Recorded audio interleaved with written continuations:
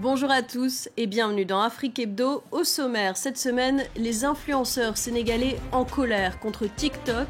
Le géant des réseaux sociaux offre des rémunérations à ses créateurs de contenu, mais seulement aux États-Unis et en Europe. Mayan, le moteur de recherche qui veut concurrencer Google et Yahoo, son créateur Moussa Touré est notre invité. Il nous expliquera aussi comment il entend avoir un impact social. Au Rwanda, Kigali se rêve en ville verte. La capitale est devenue la vitrine des ambitions du gouvernement de Paul Kagame en matière environnementale. C'est un sentiment d'injustice qui anime les utilisateurs de TikTok au Sénégal. La plateforme aux milliards d'utilisateurs a mis en place un fonds de plus de 250 millions d'euros destiné à rémunérer les créateurs de contenu. Une rétribution qui n'est toutefois pas accessible dans la plupart des pays d'Afrique. Reportage à Dakar d'Eliman Dao. Ils sont parmi les TikTokers les plus suivis au Sénégal. Doudou et Fainara se réunissent souvent pour des duos de vidéos parodiques. Ils ne comprennent pas pourquoi TikTok rémunère les créateurs de contenu en Europe et aux États-Unis, mais pas en Afrique. On crée, il y a des contenus qui sont originaux, il y a tout, hein. Payez-nous. C'est vrai. On a besoin de ça. Ça nous motive à continuer. Quelle est la raison pour laquelle ils ont projeté un budget, mais pas pour l'Afrique? Je sais pas, on n'a pas de téléphone en Afrique? Si, on a tout ce qu'il faut, donc c'est dommage et je reste persuadée qu'ils finiront par s'en rendre compte. Le sentiment d'injustice est partagé par cet autre TikToker, spécialiste de vidéos humoristiques. Mambala compte plus de 300 000 abonnés sur le réseau social. Il dénonce le 2 poids 2 mesures du géant chinois. TikTok doit revoir son attitude vis-à-vis des Africains. Comme toujours, l'histoire se répète, on nous marginalise, on nous laisse derrière, on ne nous implique pas dans les choses sérieuses, quoi. Et c'est désolant. TikTok a annoncé sur son site internet de possibles réaménagements de son fonds créateur sans pour autant donner des détails. Pour ce spécialiste des réseaux sociaux, les créateurs africains doivent se battre pour être mieux respectés.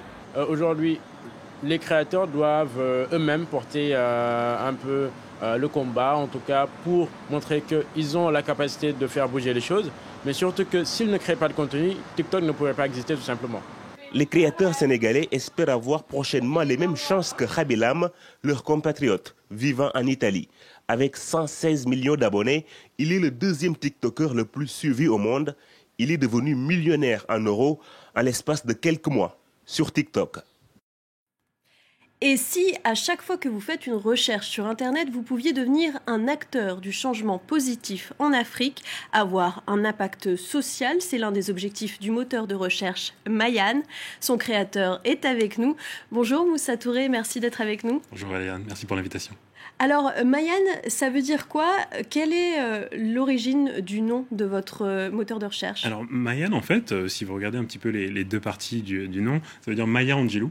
Et donc, c'est une petite dédicace que je fais à une personne qui m'a inspiré pendant les 10 dernières années. Et donc, du coup, c'est en référence à cette militante africaine et américaine qui a longtemps milité auprès de Kwame Nkrumah et sur le continent africain et aux États-Unis. Militante pour les droits civiques. Et je crois qu'il y a une référence aussi aux girafes.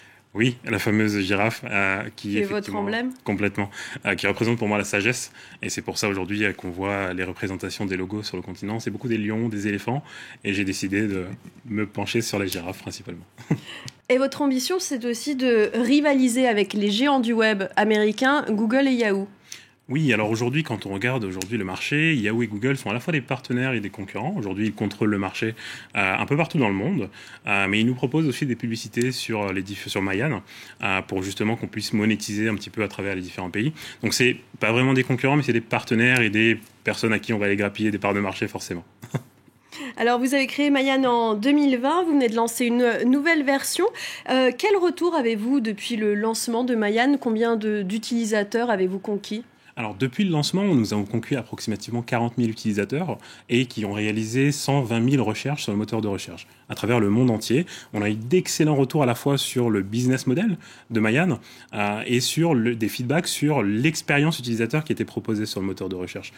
Quand on regarde aujourd'hui les standards, les utilisateurs ont l'habitude d'être dans un confort de recherche et on a décidé pour cette version numéro 2 de s'implémenter dans ce confort pour rentrer dans cette zone de confort des utilisateurs et éviter qu'ils sortent de cette zone pour justement faire des recherches et donc s'habituer à leurs habitudes de consommation.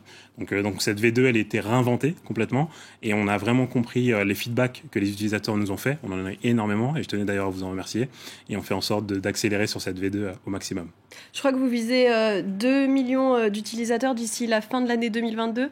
Complètement. Alors ça peut paraître peu, certains vont me dire aussi que ça peut paraître beaucoup, mais je pense qu'aujourd'hui, quand on regarde le marché, il y a 600 millions de smartphones sur le continent africain, une diaspora africaine qui est éclatée sur les différents continents qui est assez énormissime. On parle de 37 millions aux États-Unis, on parle de 10 millions en Europe, donc ça peut paraître un peu peu par rapport en tout cas à toute cette diaspora africaine, et pas que, qui est un peu partout dans le monde entier. Les utilisateurs africains également ? Oui, complètement. Aujourd'hui, sur le continent africain, il y a 600 millions de smartphones, comme je le disais. Donc ma première mission, elle est déjà d'allumer ces 600 millions d'utilisateurs sur Mayan. Aujourd'hui, quand on reprend la logique de Mayan, elle concerne absolument tout le monde. Cet outil, on l'a créé pour les autres, on l'a pas créé que pour nous, et on veut que les gens se l'accaparent et faire en sorte qu'ils comprennent que Mayan a été créé pour eux. C'est l'objectif. Donc un outil 100% africain, mais qui part à la conquête du monde entier. Vous dites aussi vouloir être un acteur de l'émergence du continent. De quelle manière ? Alors, il y a plusieurs façons. Aujourd'hui, quand un utilisateur fait une recherche sur Mayan, il n'a pas forcément, ou même habituellement sur les différents moteurs de recherche, il n'a pas l'habitude de l'impact qu'il a. Il ne le voit pas, cet impact. Donc, quand vous faites une recherche aujourd'hui sur Mayan, on vous donne un cori qui était la monnaie du troc avant sur le continent. Et donc, ce cori-là a une valeur. Et on arrive, grâce à nos utilisateurs, à faire entre 5 et 20 centimes quand ils cliquent sur une publicité. Et donc, cette monétisation, on reverse 30% pour le continent africain. Donc, sur 3 projets. Le premier, c'est l'agriculture, l'électricité, et le troisième, c'est l'eau. Et on veut scaler sur la santé, sur l'éducation, sur la culture, qui est pour nous important. Et donc, au fur et à mesure, on va avancer sur ce chemin. Donc, pour être clair, chaque clic sur une annonce génère des revenus qui sont utilisés pour soutenir des associations qui œuvrent pour le développement du continent. C'est exactement ça. Et donc, l'impact est quand même assez incroyable. Comme je vous le disais tout à l'heure, on parle de chiffres qui sont assez incroyables. Ça pourrait être 700 millions de personnes qui sont sur Mayan en train de faire énormément de recherches tous les jours. Et quand on regarde le marché, Ecosia a donné 12 millions sur cette année pour les arbres. Lilo, qui fonctionne très très bien aussi, YouCare et d'autres encore moteurs de recherche qui sont dirigés vers cet impact et vers ce renouveau que l'on cherche. Dernière question, brièvement, quelles sont les prochaines étapes de votre développement ? Alors, il y a plusieurs choses. La première, c'est que nous sommes proches de la levée de fonds en crypto-monnaie qui va arriver donc sur le début 2022. Donc on veut amener des cas d'usage de blockchain dans Mayan, à la fois pour la traçabilité des dons, mais aussi pour la monétisation supplémentaire. Le deuxième volet va être autour des partenariats corporate que l'on souhaite mettre en œuvre, donc avec les entreprises qui souhaitent déployer Mayan et les gouvernements, qui ont un rôle à jouer, je pense, aussi par rapport à ça, pour déployer Mayan à l'intérieur. Alors l'objectif, ça va être aussi d'aller conquérir les constructeurs. Huawei, Transion, qui vendent énormément de téléphones sur le continent, et aussi Mara, le Rwandais, pour qu'on puisse installer par défaut Mayan sur ces différents téléphones. Ensuite, bien entendu, on va déployer Mayan sur le continent, et donc installer des filiales, à la fois au Sénégal, en Égypte pour la partie Nord-Afrique, en Afrique du Sud et au Kenya. Merci Moussa Touré d'avoir été avec nous. Merci à vous. Centre-ville piétonnisé, journée sans voiture et désormais vélo en libre service. La capitale rwandaise veut se décongestionner dans une région où les centres urbains sont souvent exclusivement réservés aux voitures avec toute la pollution que cela entraîne. Kigali fait figure d'exception. La ville présente désormais une image résolument tournée vers la modernité et la protection de l'environnement. Voyez ce reportage de Simon Wolfart. Depuis que des pistes cyclables longent les principales routes de Kigali, Placide s'est mis à pédaler. J'ai commencé à utiliser ces vélos quand j'ai compris à quel point ils étaient utiles. Ils m'aident à me déplacer plus vite car au lieu d'attendre le bus en seulement 20 minutes, je suis déjà sur mon lieu de travail. 80 vélos ont été mis en libre service par la start-up Gourarail le 9 septembre dernier à travers Kigali. Pour encourager leur usage, elle les met gratuitement à disposition l'espace de 2 mois. À terme, les utiliser ne devrait pas être plus coûteux qu'un trajet en taxi-moto. Bonjour, comment s'est passé votre trajet ? Très bien. Juste après avoir téléchargé l'application, vous vous connectez avec vos identifiants et une page affiche toutes les stations d'accueil autour de vous. Journée sans voiture, moto électrique, le gouvernement met en place une politique nationale de transport économique et non polluant, une stratégie rare sur le continent africain. Parce que nous ne sommes pas un pays producteur de pétrole, les transports classiques coûtent cher ici et le prix final pour le consommateur est élevé.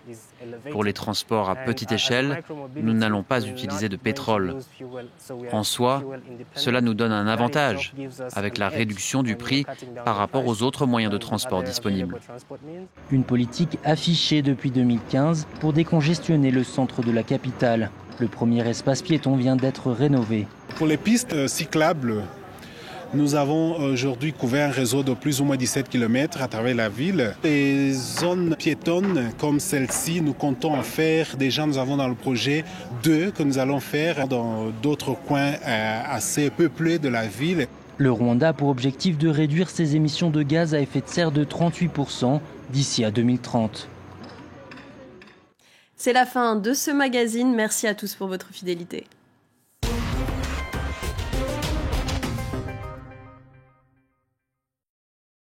Retrouvez la météo avec les cafés Malongo, acteurs du commerce équitable. Et sa nouvelle machine expresso EO, fabriquée en France, garantie 5 ans, dose en papier naturel.